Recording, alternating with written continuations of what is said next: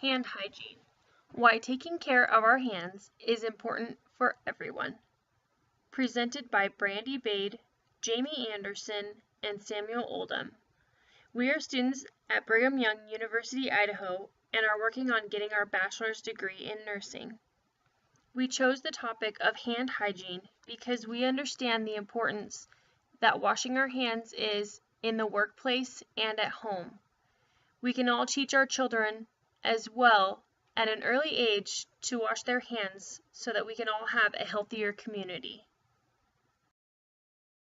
Okay, so let's talk a little bit about why hand hygiene is so important.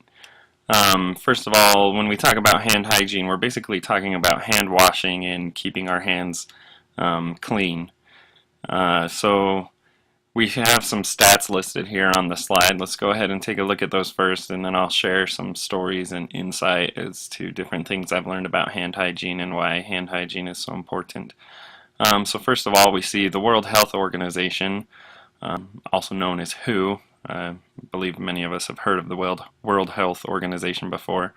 They estimate that 5 million patients in acute care settings, meaning like hospitals and situations like that in Europe, 5 million people get a healthcare associated infection, it's abbreviated HCAI. That's nearly almost 10% of patients. It's 9.3%.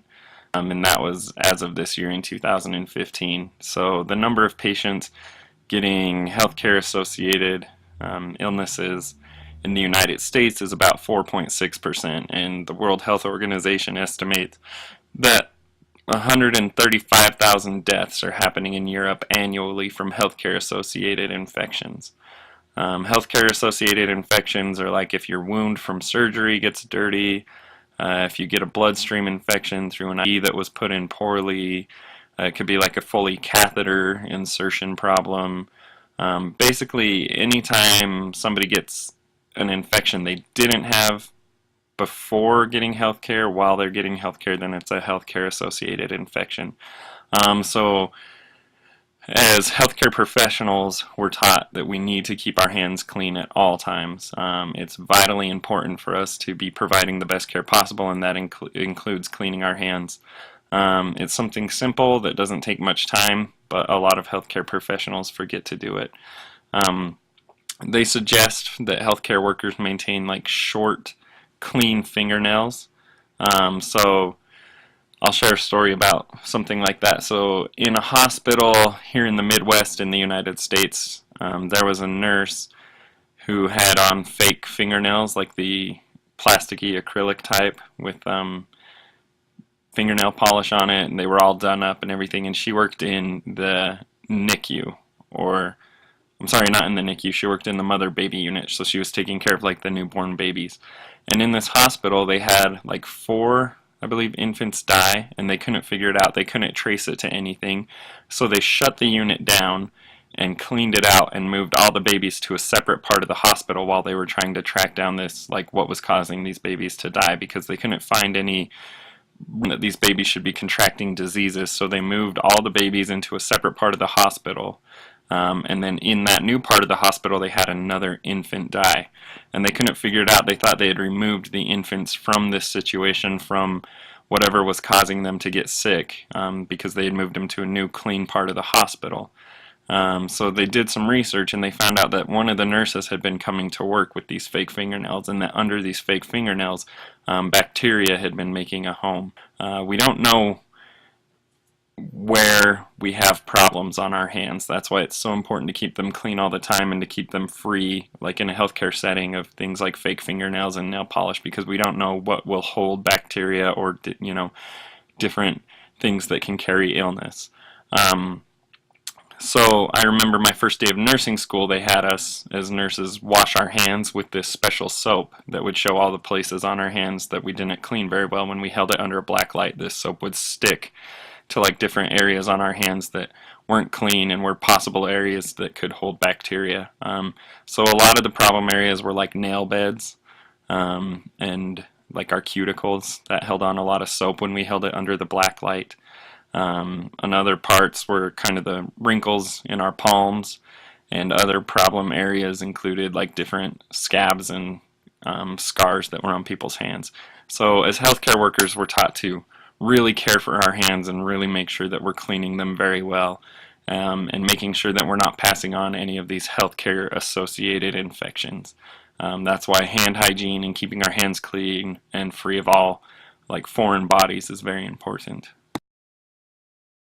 Okay, so we were talking about why it's so important for healthcare workers to follow the 5 moments, to maintain proper hand hygiene. And so the World Health Organization recommends 5 moments for hand hygiene. So we need to take care of our hands in these 5 instances. And in the next slide, we'll look at a picture and talk about the different recommendations that the World Health Organization has for keeping hands clean. Okay, so here we're looking at the picture that illustrates the 5 moments of hand hygiene is recommended by the World Health Organization. So we can see number 1 is before touching the patient. So anytime a nurse enters the room, they should take the time to sanitize their hands. That can include washing with soap and water, and making sure that we scrub the problem areas. Or one thing that they found that's just as effective as soap and water is like alcohol-based hand sanitizers. So in a lot of hospitals, you'll see alcohol-based hand sanitizers all over the wall. In the hallways and in patient rooms, nurses need to take the time to make sure they stop and scrub some of that on or wash their hands completely with soap and water. Hand sanitizer is shown to be very effective, as effective as washing hands, except when you're dealing with certain bacteria like C. diff is one that nurses have to be sure to use soap and water. Hand sanitizer will not get rid of C. diff. So anytime before touching the patient, we need to make sure that we're washing our hands. Before we do a clean or aseptic procedure, so if we're going to insert a Foley catheter, that's an aseptic procedure, so nurses need to be sure to wash their hands even though they'll have gloves on. Before gloving up, they need to make sure that they'll wash their hands. If they're inserting like an IV, that's a clean procedure. If they're putting in an NG tube, that's a clean procedure. So any sort of procedure that they're going to perform on the patient, they need to be sure to wash their hands. The third time that healthcare providers need to make sure that they wash their hands is after body fluid exposure. So like if you're emptying out a patient's Foley catheter, if you're changing a dressing on them and you may be exposed to like blood, sometimes patients with head traumas will leak a little bit of cerebral spinal fluid out of their nose or their ear, so you need to wash your hands then. If you're irrigating a wound, you may be exposed to like patient fluids, so anytime that there's fluids, you need to be washing your hands. We're also taught a rule in nursing school that if it's wet and not yours, we shouldn't touch it. So before fluid exposure risk and after fluid exposure risk, you should wash your hands, glove up, get rid of the fluid, take the gloves off, wash your hands again, just to be completely safe. And then after touching a patient, so anytime you leave a patient's room, you need to make sure to rub on the hand sanitizer or wash your hands with soap and water. And then the other time, the 5th time for washing your hands is after touching patient surroundings. So if you're in the patient's room, if you've touched anything like, pulled their blankets up for them, adjusted their pillows, handed them their cell phone off their table, given them water, anything that's in the room and it's around the patient and you touch it, then you need to be sure to wash your hands. You can use hand sanitizer or soap and water again, like I was saying. So these are the 5 times that the World Health Organization recommends washing your hands in a healthcare setting. And it's vitally important for any healthcare provider to make sure that they follow these 5 moments so that when they go home, they don't take any of these problems or concerns with them. Okay, so we're not just trying to make this YouTube video targeted towards healthcare providers. We actually want to target it towards their families and make sure anyone who's involved in healthcare in any way, whether that just be as like a home support, a familial system, we want to make sure everyone who's associated with care providers realizes how important it is that everyone takes care of their hands outside of a hospital. So healthcare workers, we read, are exposed to all sorts of pathogens, and we work hard to try not to pass them around while we're at work, but sometimes when we come home, we're not as concerned. Like once the shift ends, we just kind of come home. A lot of us don't bother to wash our hands on our way out the hospital. out of the hospital, so that's a concern and a problem. Also, it's not just hands. Like, healthcare providers wear scrubs and other clothing at work, and if they come home in those or the same shoes they wore to the hospital, they may track things into the house with them. So as a family member of a healthcare worker, you're at an increased risk for exposure to many pathogens that other people who aren't, you know, in the hospital or in an acute care setting or don't have family in those settings wouldn't be as exposed to. So it's important for all members of the family to practice good hand hygiene. That includes, you know, hand washing with soap and water, and also using hand sanitizer when available. I encourage my wife to always carry hand sanitizer around in her purse, and we have some in the car. We have some at home. We're really strict about hand washing at my home, and it's a good practice for every family to be in. So the rest of this slideshow is going to kind of be aimed towards people at home and not just the healthcare workers themselves.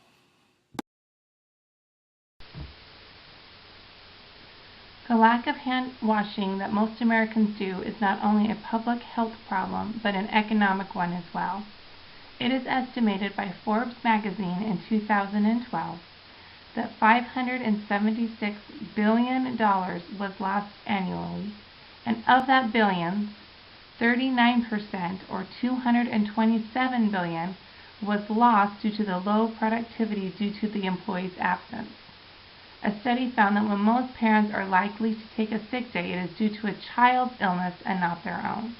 I know that in my case, that normally when I take a sick day or I have to call in at work, it is because of my child.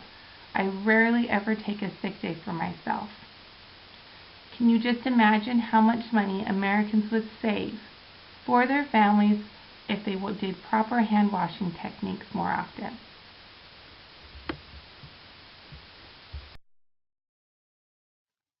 Germs. We all touch hundreds of things per day, from doorknobs to cell phones to our faces, and we spread germs through these actions. Kids don't understand the importance of hand washing to prevent the spread of germs, so parents need to stress the importance of hand washing. There are 4 major types of germs. They are bacteria, viruses, fungi, and protozoa.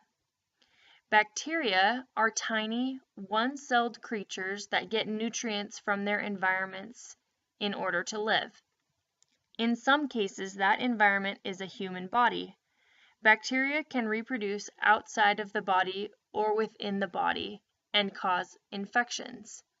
Some infections that bacteria can cause include ear infections, sore throats like tonsillitis or a strep throat, and a pneumonia, which is a lung infection.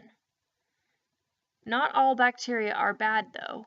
Some bacteria are good for our bodies. They help keep things in balance. Good bacteria live in our intestines and help us use the nutrients in the food we eat and make waste from what is left over. We couldn't make the most of a healthy meal without these important helper germs. Some bacteria are also used by scientists in labs to produce medicines and vaccines.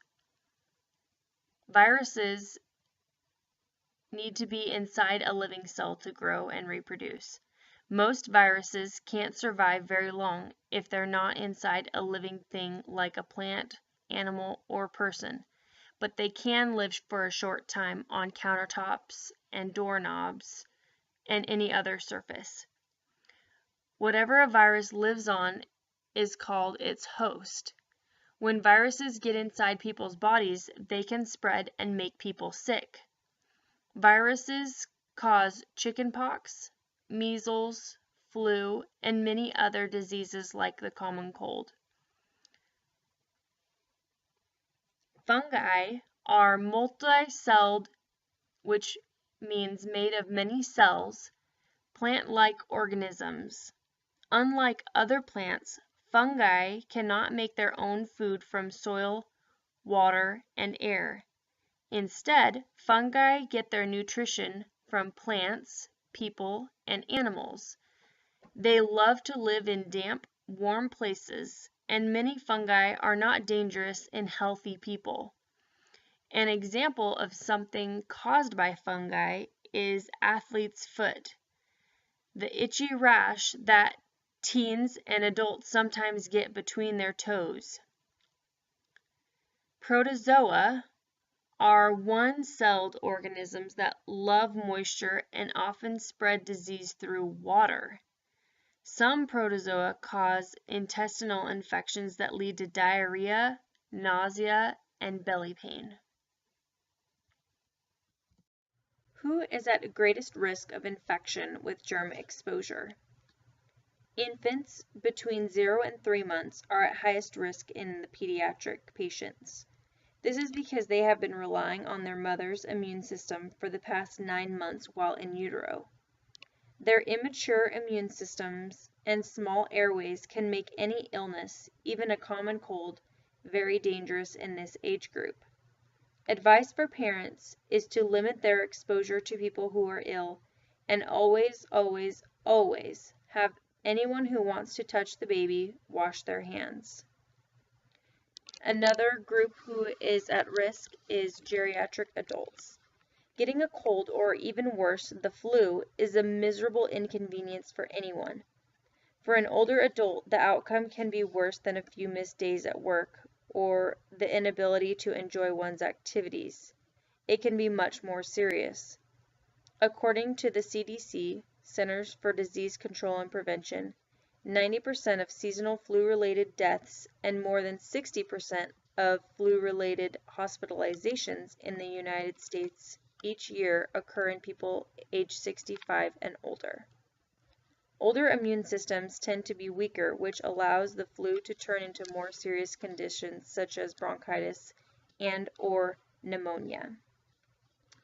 Patients with weak immune systems, like cancer patients and AIDS patients, are also very susceptible to infection. Cancer cells can get into the bone marrow where blood cells are made, and the cancer cells then have to compete with normal bone marrow cells for space and nutrients. And if too many normal bone marrow cells are destroyed or pushed out of the bone marrow in that competition, the few cells that are left won't be able to make enough white blood cells, which are the blood cells that fight infection. These patients and those around them, including healthcare professionals and family members, need to take extra precaution and do proper hand washing to prevent infection, as they can potentially die from a simple infection like the flu because their system can't fight it off.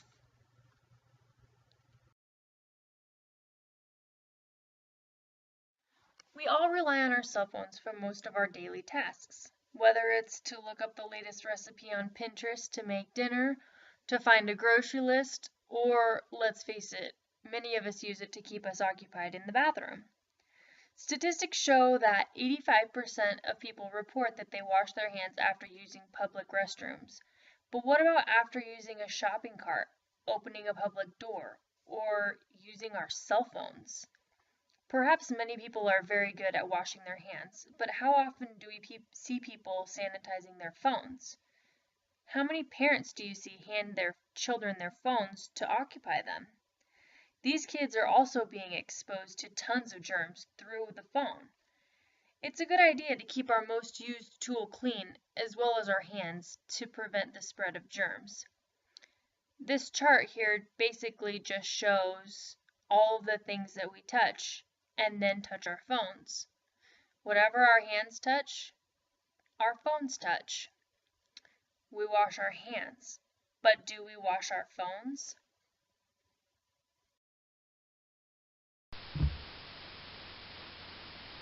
Some may wonder when they need to wash their hands, but according to the Global Hygiene Council, everyone needs to wash their hands if it fits under this criteria. First is before, during, and after preparing food. Next, before eating any food.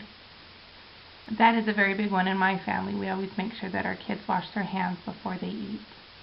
The next one is before and after caring for someone who is sick. And in that nursing profession, we know that every time we go into a patient's room or come out of a patient's room, we have to clean our hands or use hand sanitizer. Also before and after treating a wound or cut, after using the toilet, after changing diapers or cleaning up a child who has used the toilet. I think that right there is where a parent can be a very good example to their child of when to wash their hands. Like it said earlier, children learn from their parents. So if the parent has great hygiene skills and has a great habit of it, their child will get that as well. The next one is after blowing your nose, coughing or sneezing. I think that this one is kind of a common sense one, that whenever you're sick, to always wash your hands or use hand sanitizer. The next, after touching an animal, to feed an animal or any animal waste. The next one is after handling pet food or pet treats. And the last one is after touching the garbage. Hand washing statistics. A recent study showed that only 31% of men and 65% of women wash their hands after using a public restroom. 27% of people report washing their hands after handling money. Think about how many times a dollar bill is touched, from the gas station to the carnival. You never know where it's been. Only 42% admit to washing their hands after petting a dog or a cat. And if you have indoor pets, they potentially can bring in a lot of germs when they go out and in multiple times a day for toileting.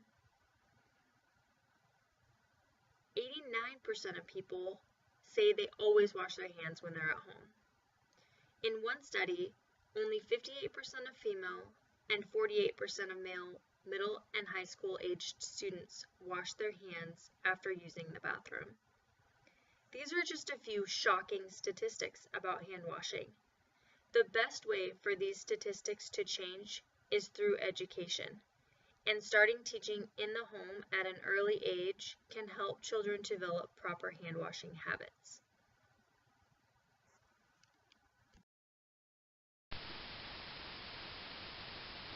The Center for Disease Control and Prevention, the CDC, estimates that 60 million school days are lost each year due to colds and influenza virus in children. I have a 5-year-old daughter that started kindergarten this year. She has missed a total of 6 days already, and the school year is not even half over. I know that she's been introduced to many different types of germs while at school, and some of those germs have caused her to get the flu and also get bronchitis. Children are also more likely to suffer hand hygiene preventable infections such as diarrhea, and children learn washing habits from their parents. A recent study indicated that children are less likely to wash their hands than their parents. I have always tried to show a good example, not only because I'm a nurse, but also because I'm a mom and I want my kids to learn the proper way to wash their hands. I know that by washing their hands, they prevent illnesses that could affect them, and it also keeps my house clean as well. So this study that says that children are likely to learn their habits from their parents, I believe is completely true.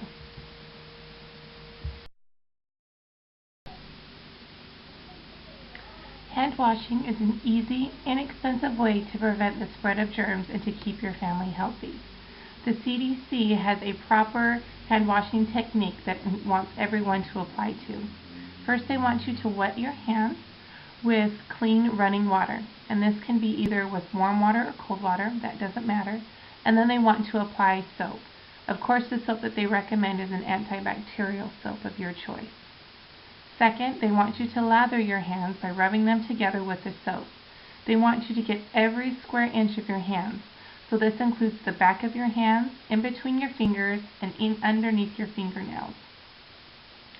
Third, they want you to scrub your hands for at least 20 seconds. They suggest humming the happy birthday song from beginning to end twice. I've also heard people say to do this with the ABC song as well. We chose the ABC song at my house when we were teaching our kids that proper way to wash your hands, just to help have a learning activity and also to learn your ABCs. Harper, my 5-year-old, has also learned at school that to not only scrub the palms of your hands, but to use your fingertips very vigorously all over your hands, which I thought was a very good tip as well. Fourth, they want you to rinse your hands under the clean running water. And 5, They want you to dry your hands with a clean towel or to let them air dry.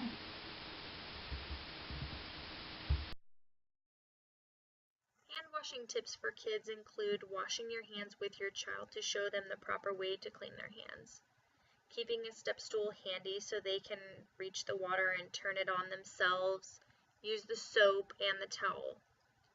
Alcohol-based hand sanitizers are okay for children and adolescents, especially when soap and water aren't available. But remind your child to make sure that the sanitizer completely dries before he or she touches anything. Young children cared for in groups outside of the home are at a greater risk of respiratory and gastrointestinal diseases, which can easily spread to family members and other contacts. So be sure your child care provider promotes frequent hand washing or use of alcohol-based hand sanitizers. And check with them whether they require the children to wash their hands several times a day and not just before meals. Separating diapering and eating areas is also important. Using a hand washing chart with pictures is also helpful for children to see the process. Children love learning and doing things that big people do. Hand washing is oftentimes a fun task for children. I visited the country of Ecuador for a short time and helped out in orphanages there a few years back. We were able to teach the children many important things, including hand washing, regardless of the language barrier that we had. The children loved the colorful soap, the foamy soap, and the hand sanitizer, and quickly learned that before meals, after changing, and after playing outside, they had to wash their hands. Sometimes they wanted to wash their hands just because.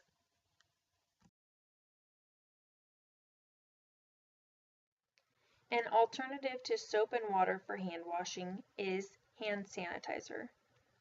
Washing hands with soap and water is the best way to reduce the number of microbes on them in most situations. If soap and water are not available, use an alcohol-based hand sanitizer that contains at least 60% alcohol. Alcohol-based hand sanitizers can quickly reduce the number of microbes on hands in some situations, but sanitizers do not eliminate all types of germs. Hand sanitizers may not be as effective when the hands are visibly dirty or greasy. Apply enough of the product to the palm of your hand to wet your hands completely. Rub your hands together, covering all surfaces until your hands are dry. Have you ever heard of the saying, gel in and gel out? Many hospitals use that slogan in reference to hand sanitizer before entering a patient room and after leaving, just to name a few incidences where it is important to hand sanitize or wash hands. The hospital where I work has an employee that secretly watches the staff walk in and out of rooms and records whether the staff wash their hands before and after patient contact, or they quote-unquote gel in and gel out. This may seem like an annoyance, but it has made all of our staff more aware of the importance of hand washing to prevent the spread of germs. This also helps gather statistics in hospitals for further studies. Hand sanitizer is not an alternative to hand washing when your hands are visibly soiled or have come into contact with bodily fluids. Another time when hand sanitizer is not acceptable is when you come into contact with the bacteria Clostridium difficile, or C. diff.